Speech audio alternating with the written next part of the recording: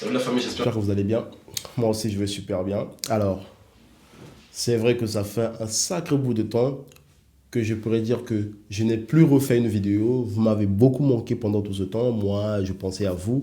Je me disais quand est-ce que j'allais revenir. Mais je vais vous expliquer derrière cette histoire, derrière mon absence, qu'est-ce qui s'est passé réellement, pourquoi j'ai été absent pendant un moment. Je n'ai plus refait des vidéos. Et est-ce que j'avais pris la décision complètement d'arrêter les vidéos? Mais non, détrompez-vous, je n'ai pas arrêté les vidéos déjà pour la réponse à cette première question. Mais je vais vous expliquer à la fin de cette vidéo pourquoi je n'ai plus à faire une vidéo pendant, je dirais, 2 ou 3 mois peut-être, hein. Maintenant,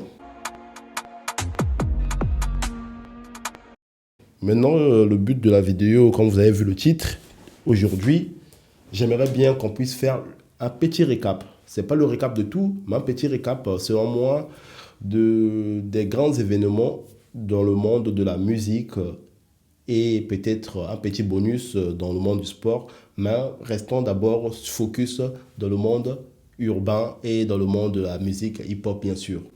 Alors, le premier événement, si on doit parler, là où ça commence surtout, moi je pense qu'on va repartir dans le rap US, le clash entre Drake et Kendrick Lamar.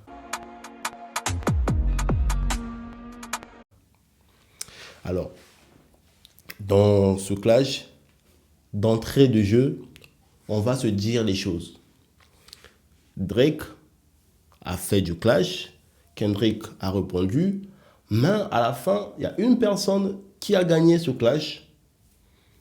Et la personne qui a gagné ce clash, je pense qu'on est tous d'accord que c'est Kendrick Lamar qui a gagné ce clash avec Drake, avec son fameux son de No Like No House.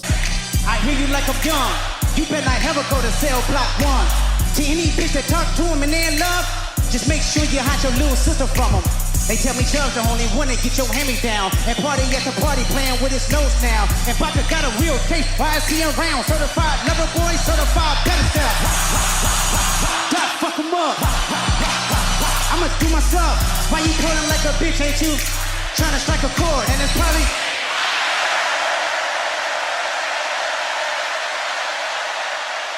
Et ce son a complètement éteint Drake sur le clash, hein, parce qu'il ne faudrait pas dire Drake éteint complètement, parce que c'est un artiste aussi que j'écoute et que j'apprécie beaucoup.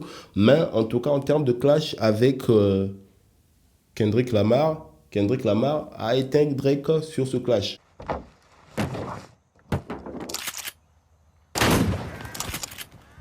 That's it for me.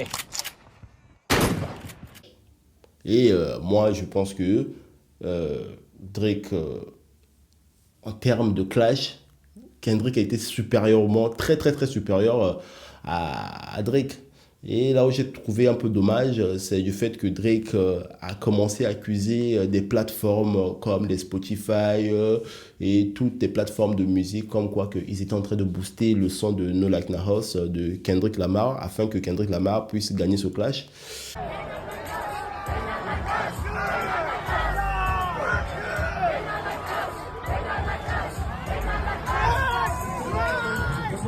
Bon, en tout cas, la raison de Drake, pour moi, ça restait une raison un peu, voilà, à mon petite raison, parce que par rapport à la notoriété de Drake, il s'est vraiment rabaissé en supposant, en prenant ces hypothèses comme quoi qu'il y avait un petit complot derrière lui.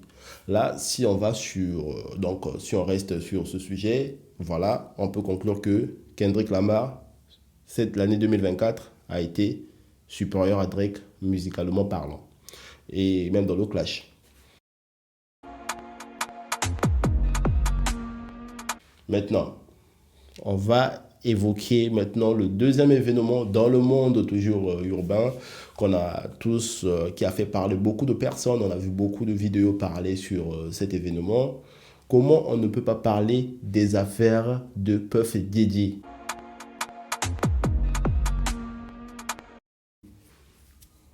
Alors, Puff Daddy, on sait tous que depuis maintenant quelques mois, est en prison, sur tous les faits. D'ailleurs, j'ai fait des vidéos sur Puff Daddy.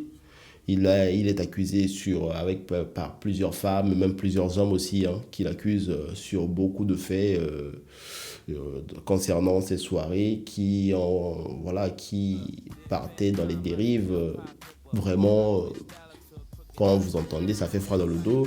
Pour toutes les personnes qui veulent savoir un peu plus sur les faits et les dérives de ce qui se passait dans les fêtes de Puff Daddy, n'hésitez pas à aller voir ma vidéo. Mais toujours dans le cadre de l'affaire Diddy, bon, puisque beaucoup de monde se disait que Puff Diddy ne pouvait pas faire toutes ses fêtes seul, il y avait sûrement des gens dans le monde hip-hop qui sont vraiment dans les délires de Puff Diddy.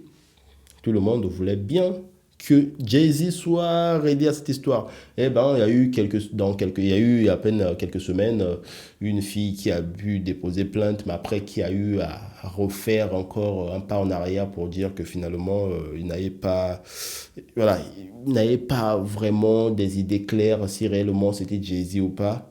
Bon, on sait tous que les affaires, parce que bon, quand on a décidé de vous éteindre dans le monde du showbiz, ça peut être compliqué. Mais surtout pour Puff Daddy, c'est pas seulement qu'on a décidé de l'éteindre, mais c'est aussi un mec dans les affaires, dans les histoires, ça reste douteux, puis ça fait froid dans le dos. Ça, maintenant, si on part, donc c'est un peu l'événement que je pourrais dire que l'événement, le scandale de l'année dans le monde du hip-hop, voilà, le monde du hip-hop US. C'était vraiment ça le scandale de l'année. Et puis, bon, le scandale n'est pas encore terminé, sachant que non, bon, le procès ne vient qu'à peine de commencer. Et puis, les enquêtes sont en train d'être menées.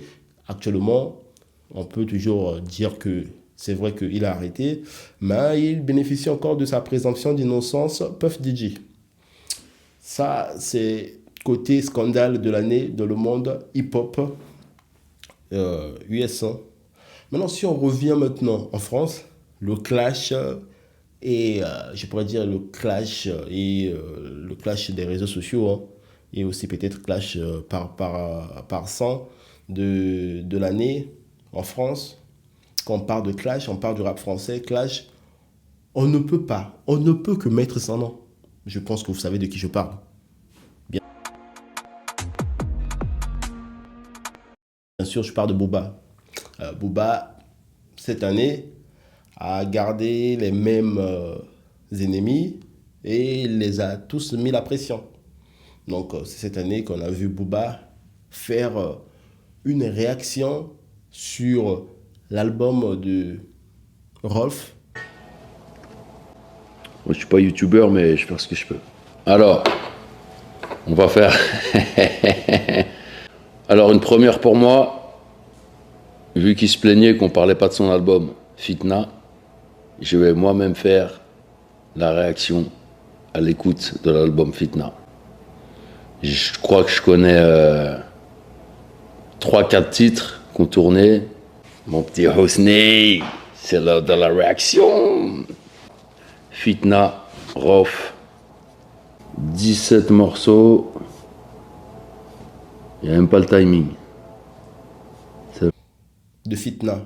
Comme quoi, apparemment, que Rolf accusait toutes des personnes qui parlent du monde de la musique, qui parlent du hip-hop français, de ne pas parler de son album. Et puis Booba a décidé, du jour au lendemain, il a dit, ok, moi-même, je prends en charge l'album de Rolf, je vais faire une vidéo réaction pour booster ses vues. Bon, ça, c'était un peu l'histoire de Rolf. Et puis, après, il y a aussi les clashs entre Booba, qui a clashé, qui est toujours en clash avec Maes. Il y a Booba qui fait des clashs sévères contre Gims. Et toujours le son de Booba qu'il a remixé avec le nom de la femme de Gims, hein, Dem Dem. Donc voilà. C'est Dolce Camara. Voici comme Rondo, triste comme un bongo, bang, bang. On les aime fraîches, bien mis qui savent accueillir comme bang, bang. Comme bang, bang. On les aime fraîches comme bang, bang. Comme bang, bang. C'est le son que Booba a vraiment mis la pression à Gims et Gims a fini par craquer parce que Gims a porté plainte contre Booba concernant, voilà, il a porté plainte contre Booba pour harcèlement, donc bon.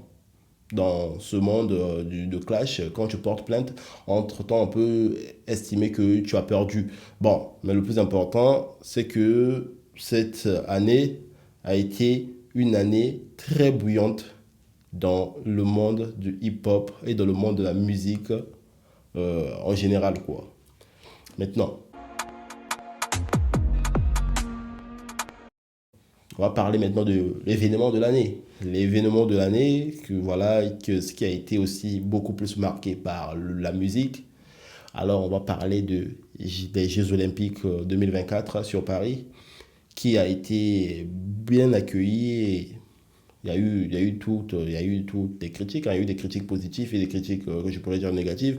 Mais ce qu'on peut retenir dans cet événement, on peut retenir donc la prestation de Aya Nakamura au cours de cette cérémonie, et qui a été une prestation beaucoup saluée, beaucoup appréciée par plusieurs personnes lors de cet événement. Après aussi, il faut noter un tout petit peu, il y a eu également la prestation de Céline Dion, qui a été aussi très remarquable au cours de cette cérémonie des Jeux Olympiques. Alors, quand on parle donc, on a parlé des événements, tout ça. Moi, je pense qu'il faut aussi parler de la révélation de l'année. Donc, on va parler de Nouvelle École. Nouvelle École sur Netflix. Donc, cette saison, on a vu des révélations de l'année. Mais pour moi, la révélation de l'année n'a été autre que Yorsi.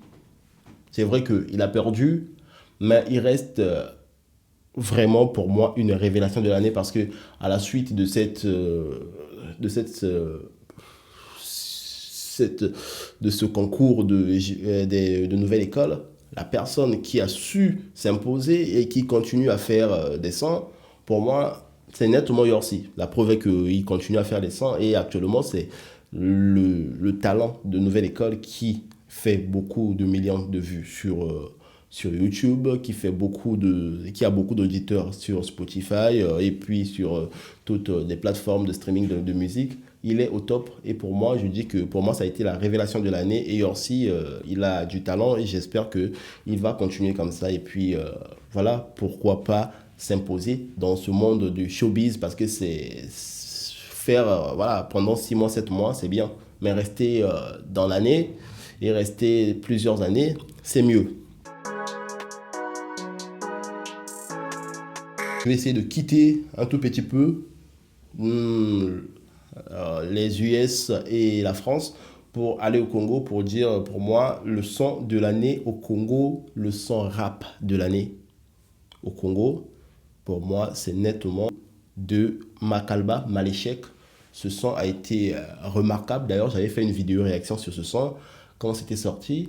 Donc, les premières vues, là, moi, j'étais parmi les personnes qui ont fait la vidéo réaction. Je savais que ce son allait cartonner, et je ne me suis pas trompé. Ce son, aujourd'hui, cumule plus de 2 millions de vues sur YouTube. Et ce n'est qu'à féliciter pour un artiste qui se trouve au Congo et qui fait le rap. Être écouté avec cette ampleur, rien que ça, c'est à féliciter. Bon, la famille. Et là, je vais bientôt peut-être terminer, mais il faudrait que je puisse passer en Côte d'Ivoire, parce que j'ai parlé du Congo, je pars de la Côte d'Ivoire. Alors, jusque-là, j'ai entendu la Côte d'Ivoire. Il y a eu une grande révélation cette année d'un artiste que j'imagine que si une personne qui suit un peu l'actualité de la musique ivoirienne saura de qui je parle. Il s'appelle Imra. Alors, lui, il fait de la drill ivoirienne, c'est-à-dire que un peu le style de musique qu'on voit Gazo faire, lui, il le fait également, donc rap plus mélange de rap un peu drill. Il le fait très bien, et j'ai plus le temps de l'écouter, parce que, pour vous dire la vérité, je ne le connaissais pas. J'ai eu le temps de l'écouter pour voir pourquoi tout le monde parle de Imra. Allez les digues, ici le dictateur, les Travis Scott, tout ça là, laissez-les, ça c'est l'alien qui est là. Rien à dire, il a du talent, et je pense que lui, si on le suit bien, ça sera un grand artiste pour la Côte d'Ivoire. Et quand j'ai écouté ses sons, C'est vraiment du bon travail et félicitations à Imra qui reste la révélation pour moi de l'année en Côte d'Ivoire. Alors la famille, j'arrive donc à la fin de la vidéo. Maintenant je vais vous dire le plus grand événement de l'année pour moi c'est quoi? Alors le plus grand événement de l'année pour moi c'est l'arrivée de mon bébé, de mon fils qui vient d'arriver, qui est arrivé au mois de novembre. Donc, je voulais partager cet événement avec vous, vous dire combien de fois je suis content. Et, voilà pourquoi j'ai été absent depuis un certain moment, parce qu'il fallait s'occuper du petit. Donc, je n'ai pas eu le temps de pouvoir faire des vidéos parce que j'ai plus d'attention pour lui. Voilà pourquoi j'étais vraiment absent depuis un moment pour s'occuper de mon fils donc qui vient d'arriver. Voilà, sûrement vous posez la question comment il s'appelle. Bon, il s'appelle Nico. Moi, c'est Nissi, il lui s'appelle Nico. Donc, c'est l'arrivée de mon petit et je suis très content de son arrivée. Et voilà, c'est un peu ça l'événement qui m'a beaucoup marqué cette année. Pas dans le monde hip-hop, mais dans ma vie personnelle. Et je suis personnellement très content. Alors, maintenant, on arrive donc aujourd'hui, là où j'enregistre la vidéo, c'est le dernier jour de l'année. C'était pour moi aussi une manière pour moi de vous souhaiter des bonnes fêtes de fin d'année et de vous souhaiter aussi bonne année parce que sûrement la vidéo sera publiée l'année prochaine, donc en 2025. Et je vous souhaite tous bonne année, meilleurs vœux, que des bonnes choses vous accompagnent, nous accompagnent. Et j'espère que l'année 2025 va être encore une année très brillante comme l'année a été 2024, mais qu'on puisse faire encore 10 000 fois plus que ce qu'on a fait en 2024. Et pour moi, je vous dis à très bientôt la famille. Ciao, à bientôt.